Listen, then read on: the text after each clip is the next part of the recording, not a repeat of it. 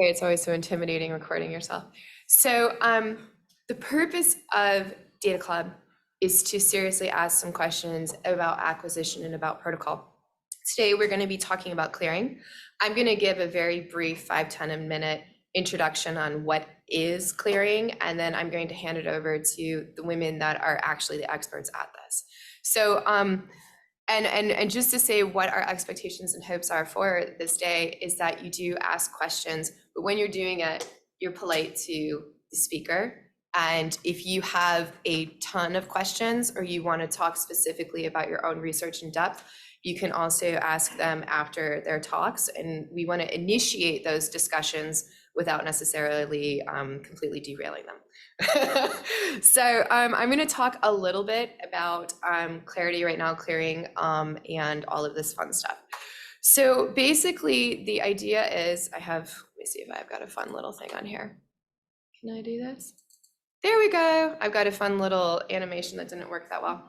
So what is refractive index? I can't walk around because I'm not mic'd, but that's okay. Refractive index is the idea of how light is absorbed and deflected by certain substances. So the example that we always give is when you stick your finger in the water or your arm in the water, it kind of looks like your finger or your arm is bent at a really weird kind of angle. And the idea is that light passes differently through air than it does through water. This is a huge issue in microscopy. I'm admitting a lot of people. Can I get you to admit people? Yeah. Thank you. I'm going to get y'all to do that if that's okay. So in microscopy, we're always telling people, think about your refractive index if you're using an oil objective. You don't necessarily want to be doing your live cell experiments that are in water on an oil objective, et cetera, et cetera. But the truth of the matter is, at a really thin thickness, it's not the end of the world. Refractive index becomes a really big deal when you're talking about thick samples, because if you're bending light and you're trying to go through a huge Z thickness, that bending of light is a real problem. And what we see when you have these tissues, let's say that you pull out your favorite brain, liver, whatever, tissue from a mouse, and you're doing a perfusion, you pull out the tissue and you're doing, all of these dissection day, you look at the tissue and the tissue is a white kind of color. The reason why it is that color is there are different constituents within the tissue that are bouncing light in different ways. And the fact that the refractive index is not one number, the fact that we have proteins that are bouncing it at 1.5, we have lipids that are bouncing it around 1.45, and water around 1.33, you're bouncing all of these wavelengths of light around in a random scattered manner, and that bouncing is leading to you visually seeing it as white. So what's the problem is we want to be able to visually see very thick tissues. We want to be able to do immunofluorescence in the center of that tissue and visually acquire that tissue on some sort of a confocal or microscope where we can see it throughout the entire depth. And we're talking here from going from sectioning 15 micrometers, 50 micrometers, we're talking on the order of centimeters. When we have it on our Miltenyi light scope, which I will show later on, the working distance, I think, on the 1x is like 1.8 centimeters. The working distance on the 12x is 1 centimeter. We usually talk about things in millimeters or micrometers, but it's centimeters. So I'm going to go a little bit through some of the methods very briefly, and I'm doing this in a really high level. There are tons of methods out there for clearing, and everybody has a favorite and for their own reasons. And I'm going to talk about what my favorite ones are. So the first one that I have, oh, you got to click it and not arrow. Where you going, buddy? All right, see my cool cartoon? My first one that I have is solvent-based clearing. So this is like the iDisco method. This is the one that I heavily push on everybody. And it's not just because I don't want to change the oil on the microscope, because we have all of these oils for refractive index. It literally is because this one is the best for antibody staining. what ends up happening, and you can see if I go back, I don't know if I can go back or not, you have these water, you have this lipid, the solvent-based clearing method. Firstly, you do your immunofluorescence, you add on all of these things. Let me show this. So you do a perfusion, kill the animal, you have it in PFA, you do your antibody incubation, and then these dehydration steps remove the water from the cell. Then it goes through a delipidation step with an organic solvent. And then at the end, you take these samples and you put it into a refractive index matching solution. The women who are talking today are going to be speaking about their results with this particular method. And I would say for our users out there, 99% of you, I'm going to tell you, please go with this method because it's my favorite method. It does not denature protein and it's really lovely for an antibody stain. However, you actually need to have an aqueous environment where you really have significantly more water in that cell if you want to do two different methods. The first one, if you want to see RNA or DNA, you're going to have it be aqueous. The other one is if you want to see a fluorescent protein. Fluorescent proteins have to have conformational changes in order to fluoresce. These conformational tertiary structure changes are absolutely dependent on the presence of water. So if you're looking to maintain that endogenous fluorescence, you need to go with some of the methods that are more like cubic. I'm going to talk about as a hyperhydration method. So cubic or clarity. I know everyone has heard of this. Clarity was like the hot method that everybody wanted to use back in the day. It actually wasn't the first method. The first method was this weird, funky, like solvents. People started doing that in the early 1900s. They just put tissue into organic solvents for fun. But really the big one that started to be pushed was clarity. Clarity uses electroporation and detergent. And the idea is, and I haven't really explained this very well, my apologies, you're disrupting some of these things to have the same refractive index. So either you're disrupting the lipid in the water to make it the same as protein, or you're denaturing the proteins with some of these methods, and you're doing different things to be able to match the refractive index to the water or to the lipid. And the other one that they use too, this one in here, is they do passive tonicity. You can add urea, which is like a sledgehammer for protein complexes. There's lots of different methods for being able to do this. And I just kind of wanted to show, oh, and there's like the middle methods where you kind of disrupt protein, you add a little bit of a thiol, you kind of disrupt some of the water, you replace it with glycerol. You're trying to match that refractive index to be a little bit more of a 1.5. And I wanted to show, I think this I don't really care as much about. What I wanted to show, I'm going to turn on the camera. Let me see if I can do this. And then I'm actually going to show a different video too to walk through, and then I'm going to hand it over.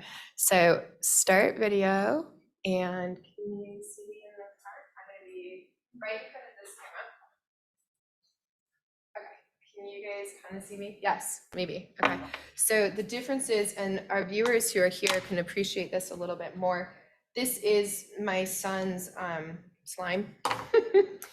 And when you're doing an aqueous-based method, you're taking your tissue and you are flooding it with a very like more kind of wet environment.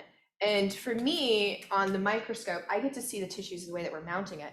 This is a little bit more difficult to mount. It's kind of flubby. It breaks off a little bit more easier, and it's just not as stable from a mounting point of view. When we put this on the scope, we have to kind of pinch it in onto the thing, and it's not as easy.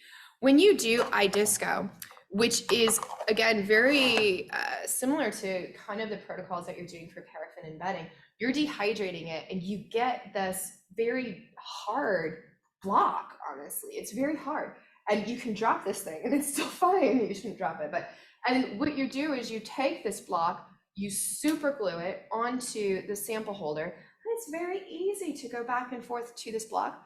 This block is incredibly stable. And I think if you put it into a dark environment, I've been imaging a brain for almost a year now, and it still has fluorescence. It's still, I think to me, this is my favorite sample conservation method that exists out there.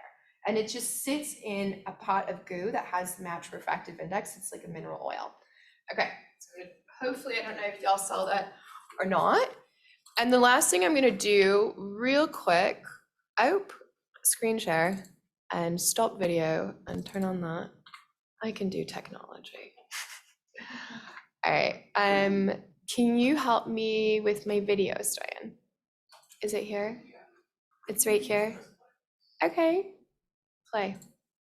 All right, so here is my video and I can pause it. This is me just gluing iDisco sample onto the sample holder. We use super glue. This brings up a really good point, and I hope that Hannah's gonna talk about this. I really like when people put their samples into Augur, because wherever you touch the sample to super glue, light is no longer going to be able to go through there. It's like an M&M shell. So if you want to see the bottom of your sample, if you have it in Augur before you do the clearing process, it kind of lifts it up off of the bottom so you can see the entire sample. So you super glue it to the holder, and I'm happy to show everybody this later on. And then it kind of goes into this, you can see it's suspended in a vat of immersion oil that has the same matched refractive index. And this sample arm moves around X, Y, and Z so that you can go through these samples. This is the Miltenyi blaze that we're shooting it on. This microscope is just a really easy, this is the light sheet coming through the sides, the lasers. This scope shoots fast Z-stacks. That's what it's built for, and it's amazing at it. And this is one of Hannah's works. She's going to talk about this a little bit later. She uses Emory. She's also going to talk about this, so I don't want to give too much of a preview on this. And then Tana's beautiful work as well. Come on, buddy. Oh, I love the level of detail. That's why I share this, because it gets detailed. And then Tana's as well. One of my favorite things about Tana's work that I want her to talk about, she's going to, is she does use fluorescent proteins, but in her hands, she's tagging these with antibodies. So I'm going to escape out of here. And let me just ask, I've gone through a lot. If there are any questions, I'm very happy to talk with people. If you need lipids, you need aqueous, you want to have a discussion about protocols. Thankfully, I have friends that are significantly smarter than I am about biochemistry, and I'm happy to rope them in and have these discussions if there's any questions about that. Okay, so I will go ahead and turn it over to Hannah, and maybe Stoyan, you can help me with that. Do I just open it here? It should be open. Okay, this is you? No. Nope. Cheeky. This is you? Yeah. Okay, if I say it confidently, then it must be true. All right. Okay, great. Thank you, Hannah. Okay. Thanks, April, for that intro. Should save me some explaining later on. So for my tissue, I'm studying mouse intrahepatic bile ducts. And so this is in liver tissue. And spinning around here, we have 2-week mouse bile ducts. And so whenever you're going kind of on a new journey with tissue clearing, it can take a lot of optimization. And for me, like really establishing it in the lab, it actually took me like about 6 months. But so you really need to get the protocol to work the best for your tissue, you need to understand your tissue. And so for instance, I had a lot of challenges with adult liver because it's a very large ECM rich tissue and it's very pigmented, things like that. But I was able to optimize that to get my protocol working really well. And you also need to have a good understanding of what your target is within that tissue. So for me, it's the bile ducts. And so the bile ducts, they have a hierarchical structure. And so, so when they enter the tissue, they are larger in size and they get smaller as you move towards the periphery of the tissue. And so for some clearing protocols, you can take kind of like a chunk out of the tissue and it's going to clear much easier and image pretty easily. But for me, since there's this hierarchical structure, depending on what questions you're asking, you might need to have a bigger piece of tissue or even a whole liver lobe. And so for my research question, it's broadly, how is intrahepatic bile duct architecture established established and regulated, and trying to figure out some of these key regulators. And because I'm interested in overall bile duct architecture, this led me to really needing a large piece of tissue to ask this question. And so for selecting a clearing method, there are a few considerations. So what is my sample type or volume? And so I'm using the adult left liver lobe, which is about the size of your thumbnail. And then I'm also using whole developmental livers, which I have pictured here. And then also what April's already touched on, what's your signal type? So for me, I'm doing immunofluorescence, and there are some considerations with this. Do you want primary conjugated or primary plus secondary? Primary conjugated, I think, is kind of a great default if you have a lot of that protein in your tissue of interest. And because this has lower background, at least in my hands, and has much faster sample processing time, but the signal is dimmer. So if you don't have much of the protein, then primary plus secondary might be a good consideration for you. So ultimately, then I've selected iDisco Plus as my clearing method because it very effectively, you can immunolabel and clear large tissues. And just with troubleshooting, so this is just an example of conjugated primary antibody for me, targeting the bile ducts with EpiCam versus primary plus secondary. And so in my hands, my secondary antibody was really getting caught up in like the vasculature of the liver. And you can see I had much clearer images with the conjugated primary. There are really good troubleshooting guides on the internet. So most likely my secondary antibody was at too high of a concentration in this case.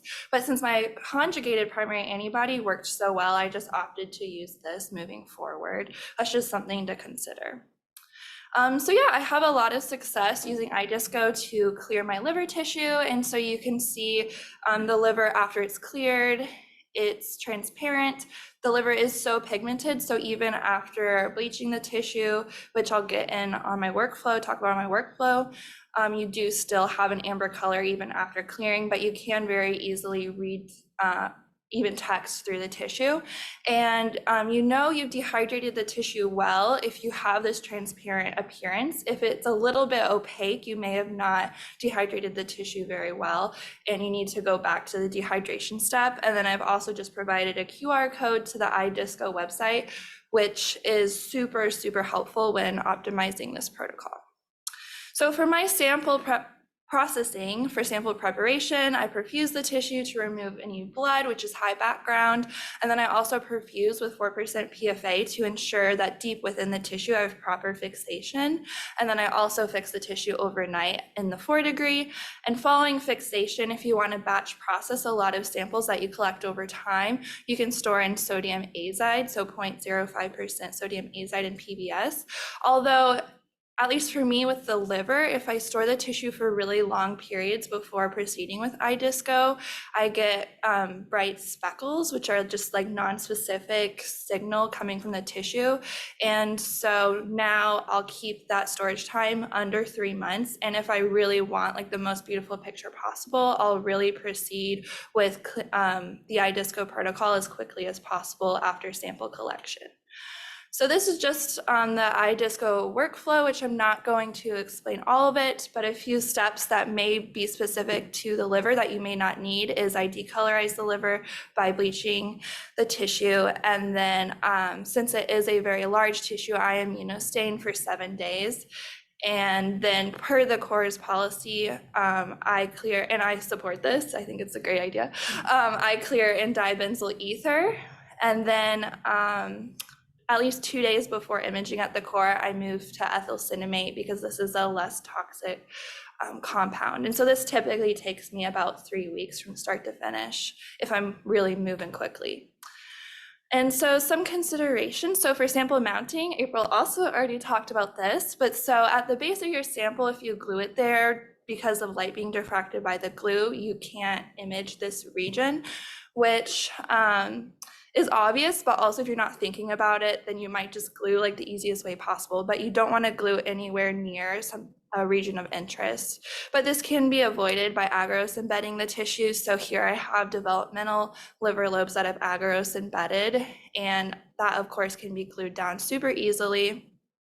And this is advantageous to really protect your sample from the glue and for ease of mounting. But also if you have like a large tissue piece, or for my adult liver lobes, I've really started also using the screw mounting that comes with the Blaze microscope. So you just need to brace the tissue against one side of the mount and then screw into the tissue to stabilize that. But so that just allows me to avoid agarose embedding and also gluing the tissue down. But so, and also a good note about sample mounting is I think this is really like, once you have iDisco working, sample mounting might be the next step where you need the most optimization. Because if you get any air into the tissue at all, that's going to mess up your imaging, because of course that bends the light. So this is an important optimizing step. As far as imaging, I think it's pretty straightforward. Again, avoid air getting into the sample. And so here are my bile ducts, and you can see that nice hierarchy that I described on a previous slide. And then of course, consider your step size. So if you have a lower magnification, you don't need a small step size. I use 5 microns for 1x imaging, and then I go down to 1 micron for 12x imaging. And so once I have my images, it's great to have qualitative observations, but how can you really support these? And so you need to do quantitative analysis. And so I do this using the Emory software that the Corps purchases for our use. Shout out to them. And they have the most up-to-date version, which is 10.1. I will say for, I think maybe even all Blaze images, since they are such big files, I found that Workstation 0 and Workstation 5, especially Workstation 5, work the best for analysis with Emory. So it'll really speed up your image processing time. And so my Emoris workflow is, first you'll have a folder full of your Lightsheet images, and you need to convert these images to an Emoris file or .ims file. So there's a converter for that. Then I make an Emoris surface, which in the software is represented by this blob. And then finally, I make an Emoris filament. And so this workflow is going to change based on your questions and needs. So for instance, I'm using an Emoris filament because I have a branch tube structure. But if you don't have that, maybe you're interested in nuclei or something like that, then you aren't going to need a Emoris filament. But I am going to go into my workflow using these things. So for creating a surface, this is basically going to tell the software kind of where the edge of your signal is. I'm just going to go through it quickly. I'm not going to define these things, but basically working with Stoyan and also Amara's tech support, there's a few things that you don't need to do most of the time, but they are by default selected for some reason. So you do not need to select classify surfaces or object-object statistics in most cases. This is going to really speed up your image processing time. And so once you deselect those, another thing that I deselect is smoothing, because if you're trying to get quantitative data, this is going to kind of detract from that. And I think smoothing generally is used in more instances where you want like a pretty 3D thing to show people, but not really for quantifying. So I deselect smoothing, and then I select machine learning segmentation. So this is super awesome in the newest version of Amaris, and basically with your mouse, you can define where the background of your tissue is and also the foreground, so where you have positive staining signal, and I do this in the bile ducts, and you can see in the right image Amaris's segmentation after I've trained this ML, machine learning. I will say for the liver tissue, it's high in background, it's big, and so this can take me around 6 hours, so it is very labor intensive, but this is the hardest part of my whole workflow. And so then this is usually unselected, the split touching objects, I keep it unselected. And finally, you can, if you want, filter the surface to be a number of voxels, so basically by size, or you can remove maybe some non-specific stuff using the sphericity filter. Although generally, these are some that I've used, but generally I'll go in manually and just kind of segment, check my segmentation. And so this is my raw image. This is the surface I make in Amaris. And finally, you can subtract any background, and it helps you visualize kind of some of that dimmer staining when you make a surface in Amaris.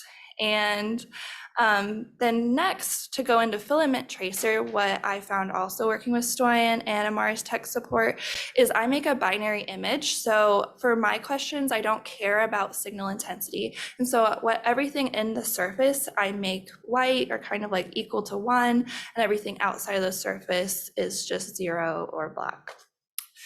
And so from here, I'm moving into filament tracer, which again is probably more specific to your project if you need this. And so for my project, I want to know branching away from the entry point into the liver. So I define one starting point, and I just manually do this. Interestingly, even though I don't work with neurons, I do need to make sure I have calculate soma models selected so that I can get branching analyses later on. But since I don't have a soma on the next step, thankfully, you can say use starting points instead of using a soma. And so next, you need to define seed points. And I think this is a spot where you can sometimes mess up with filament tracer.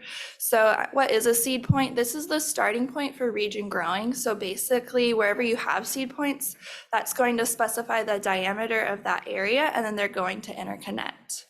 And nicely also in Amaris, you can say you have multi-scale seed points. And so like with my biliary tree, I have a lot of different diameters, so you can specify that.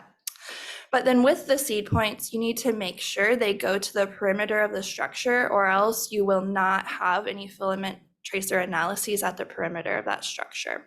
So for me, I'll really drag up this threshold, and I don't care so much if there's a few seed points that I don't need, because actually in the next step, you train Amaris which seed points to keep. And so it put in a few of these random large ones, and so I can filter those out in the next step.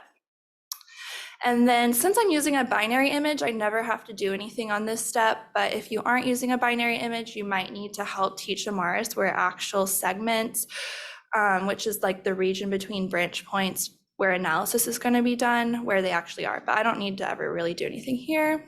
I also don't need a filter since I used a binary image. And finally, here's my filament tracer result. In the middle, I'm representing a filament line diagram. So this, you lose volume, at least visually, but I find this is really easy then to kind of spin around the structure and just get an idea of the overall morphology. And then really cool, you can change the color of the structure and even color the structure by the statistics. And so here I've colored the biliary tree by mean diameter. So you can see it really is the largest at the entry into the tissue and gets smaller towards the periphery. So then just in conclusion, I've applied all of this recently to a preprint where I knocked out a gene of interest, and I was able to see that overall we have a loss of branching in our adult liver tissue without this gene. And so thank you to my lab and of course to the core here. And I guess we'll do questions at the end. So, well, if there's immediate questions. Thank you for presenting.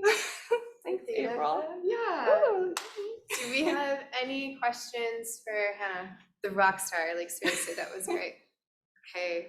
All right. I know those of you out there in internet land may have some questions later on. You're very welcome to reach out to us, and we will try to post the recording and if it's okay with you, the PowerPoint online, etc., for people to reach out in regards to that. And I just want to touch on, I think one thing that you mentioned was ECI, thank you. In our lab, in our core on the microscope, we are very particular that we do not allow any chemicals that are harmful to other people. So we use mineral oil for imaging, or ECI, which is also not very harmful as well, but that's your final imaging solution is going to be something that's ecologically and personally healthy. Okay, thank you. So we're gonna go ahead and have Tana come up, and let me make sure I'm doing this right. All right. Okay. What an amazing gift it is to hear from you ladies. Thank you. It's really cool. Thank you. Yeah, so for those of you who don't know me, I'm Tana. I'm a fourth year neuroscience graduate student. I work over in Whitehead. in the Alvarez lab, which is a really heavy microscopy lab until recently. But we have had our bouts with Clarity for a while. So to understand why I even started doing Clarity, I'd like to give you a little bit of background about my project and the trajectory that really pushed us to go that way. So motor neuron degeneration in general is a hallmark of lots of different neuropathologies, such as amyotrophic lateral sclerosis, spinal muscle atrophy, etc. I personally study peripheral nerve injuries. It's a really good model, especially in the mouse.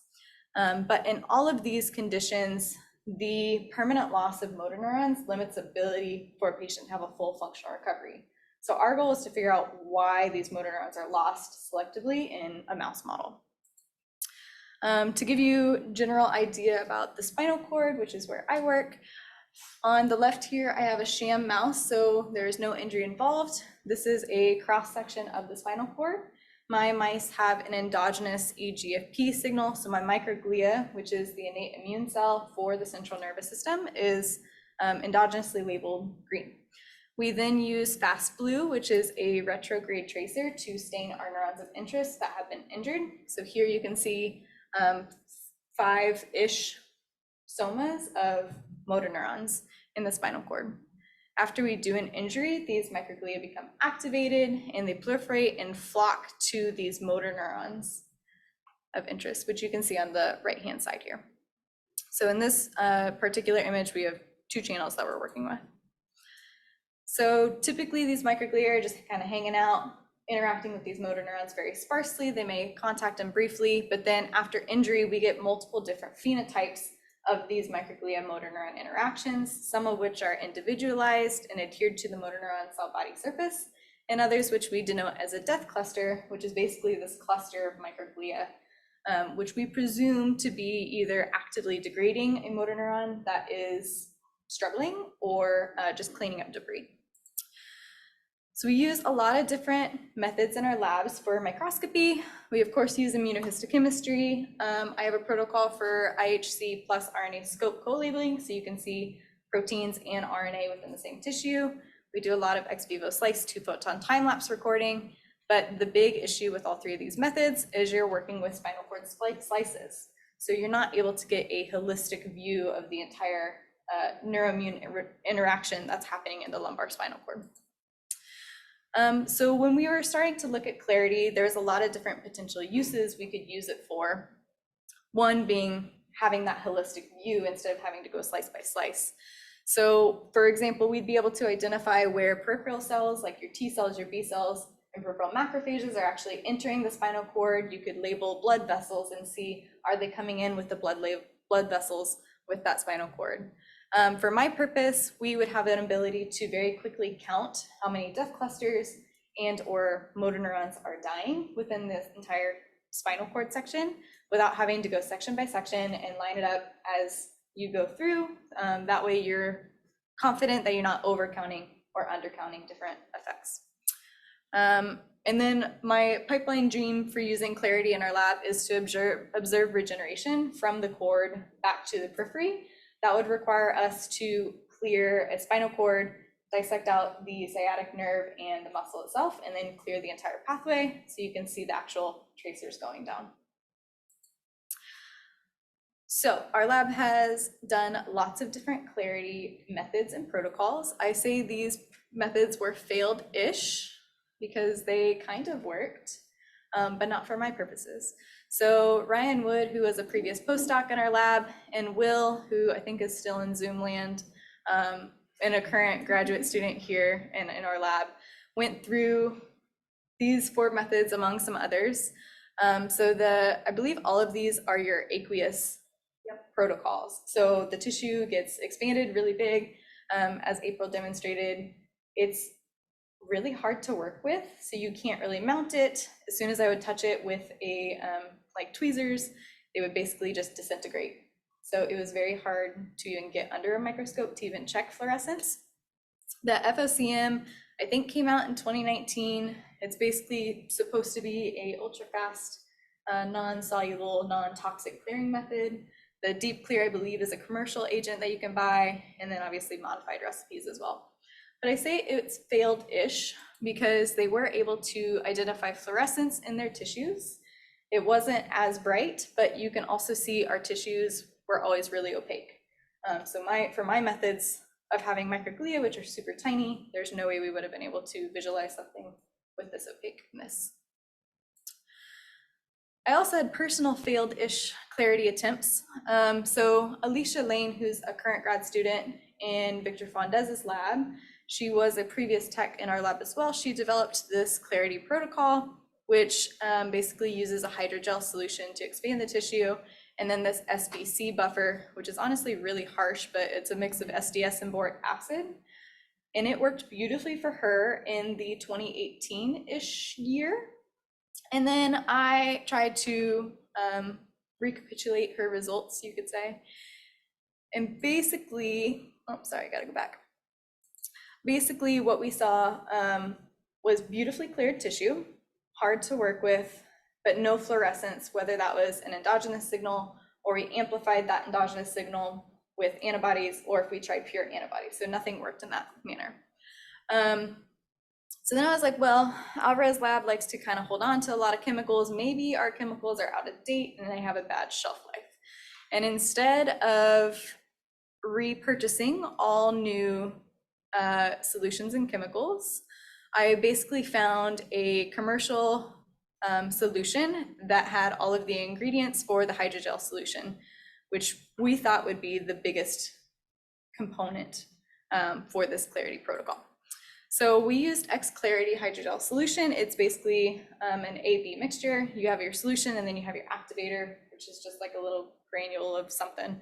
And you mix them together and it allows the polymerization within the tissue itself. We quickly realized that this method would not work for us. So when X-Clarity gel heats up, that's actually the heat itself is one of the components of allowing it to cross-link and polymerize within the tissue. And you're supposed to perfuse your mice in this protocol with your hydrogel solution. And so when I put the solution in my mouse, the mouse heart heated up the needle enough to cause cross-linking within the needle and perfusion lines, and it exploded all over me. So I got a lovely bout with a chemical shower, a brief stint to the ER to make sure everything was fine, and then our lab implemented new safety kits for everyone. But we did continue on with the experiment. We just perfused our mice with PFA instead, and then used the hydrogel solution afterwards. And we got an absolutely beautifully cleared tissue of spinal cord. You can hardly see it, but it's right here. Once again, absolutely no fluorescence. I did 3 different trials. We could not see any endogenous signal with EGFP or T tomato. We could not see any amplified of the endogenous signal, and we could not see any antibody staining as well. So we cleared our tissue, we just couldn't see anything. So we tried iDisco, which worked really well. Thank God. Yes, so with the iDisco, I basically have a different mouse line that also labels my microglia with a green fluorescent protein. So they're just always labeled endogenously. And then I used an AAV with the TD tomato reporter to label my neurons. It also labels sensory neurons. That's just the nature of the AAV. Instead of even trying to perfuse with any solution, we just stuck with our PFA and did a 24-hour post-fix on our spinal cords. We blocked out the section of interest, which for me is the lumbar spinal cord. And then we took the iDisco protocol, which is available that Hannah shared, and modified it slightly for my tissues. So with the spinal cord, you have a lot of lipids on the outside where the white matter is, and that's because it's really myelin heavy. So the delipidation step and dehydration steps are really crucial, especially in the spinal cord, but I imagine also in brain tissue as well. So we did a 4-hour dehydration step increments instead of the original 1-hour increments. We do 2 days of delipidation to really try and get all those lipids out so we can actually get the light sheet, really pretty images. And then we did 10 days of primary antibody incubation and 10 days of secondary antibody incubation to amplify our endogenous fluorescent proteins. The other thing that we found was really crucial for getting good clarity tissue is using 15 mil conical tubes instead of 1.5 microtubes. And that's just to have enough solution to actually pull out everything from the previous step. So with that, this is kind of like a plane by plane, a slice of my cleared tissue. It's unfortunately upside down just because I didn't rotate it in Emrys. But here you can see the dorsal horn of the spinal cord, which is where your sensory neurons come in. This is an AAV1 T tomato reporter. And then in the ventral horn, which is up here, is where you would see your cell bodies of your motor neurons. In white, I've pseudo-colored my microglia. And you can really see kind of the distinction between gray matter on the inside and white matter on the outside, which is again why we need that really crucial delipidation step. For both of these images, we did the 4x objective with a 2x zoom, 2 micron step size. Again, you can see the dorsal horn sensory neurons, and you can really see this beautiful LGM, which is your lateral gastrocnemius motor pool of motor neuron cell bodies in the spinal cord, which are the, I don't know if it spins around again. The cell bodies are these little dot guys, and then you can see where their axons would leave the spinal cord and enter into the ventral root and go to the periphery. Again, my microglia are pseudo-colored white here. And we found with this and how small my microglia are, the 4x objective is really good for getting just a general idea of the cord, but it's not high enough objective to actually see my individual microglia. So we did, where did it go? We did the 12x objective. So we did a 12x objective with a 1.66 zoom, 1 micron step size. This is just one side of the ventral horn. So you can see all my motor neuron cell bodies here. You can see all their axons leaving the spinal cord and going out through the ventral root into the periphery. And then the microglia will eventually pop back. This is just a sham mouse, so there's no injury in this particular one, but it gave us an idea that we would be able to very quickly look at images and quantify a number of motor neurons that are still there. If there are any changes to the axons and axon collaterals leaving the ventral horn, and then we would be able to see the death clusters as well, which again are these large clustering of microglia. Even with the 2-day delipidation step, we still see some of this issues with clearing. So I kind of have an occasional ring where the light sheet wasn't able to fully penetrate my tissue. So we'll have to continue tweaking that a little bit, but overall it's been really nice to have. With that being said, I would like to give a special shout out to Brittany Ward and Bono, who are 2 other graduate students in our program. They worked with all the hazardous chemicals while I was pregnant and trying to do clarity. So thanks to them if they're on Zoom. But otherwise, I'd be happy to take questions either now or via email.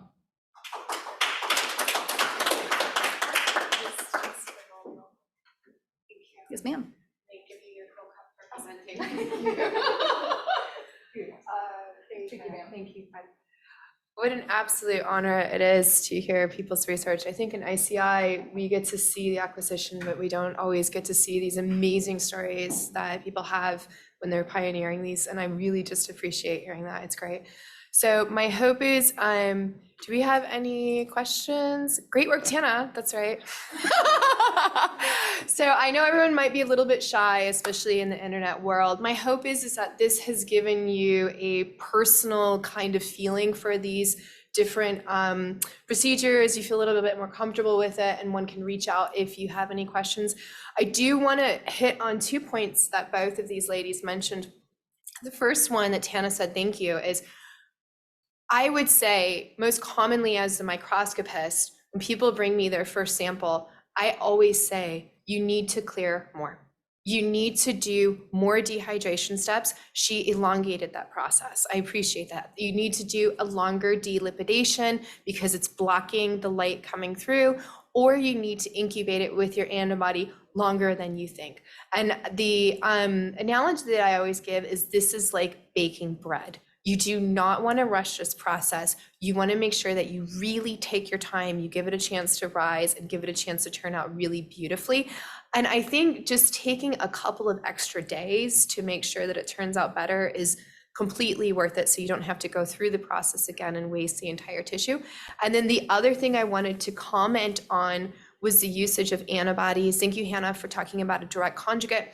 The penetration of the antibody is based on two things.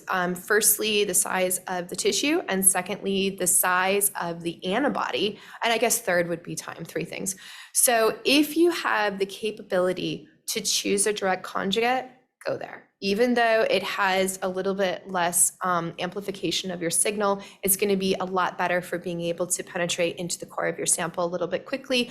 Or if you have smaller antibodies, and sometimes you just have to do an antibody validation. Sometimes one doesn't know if the antibody is going to play nice with the methanol dehydration steps, or if the antibody is going to be able to permeabilize very well. There are, traditionally, I do not like to give shout outs on private reagents, but there are validated antibodies out there in the world, especially with Miltenyi Company, that are validated for 3D usage. So if you want to just go ahead and throw some money at that problem, you can as well. Yes. The IDISCO website also lists validated antibodies from other people. Hannah said that the IDISCO website also lists validated antibodies from other people. Thank you. So that is definitely a thing. And I think because we are entering into new territory with these things, we do have to go through and validate these antibodies in a new way. It's not just the IF check on the standard MSDS sheet. Okay, so with that, I am going to go up now to our space on the third floor and show the machine and the way that we mount. If anybody wants to come with me, they're welcome to do so. And for the people in internet land, I say thank you for joining us virtually, and please reach out if you have any questions. Okay, so thank you, everybody. All right.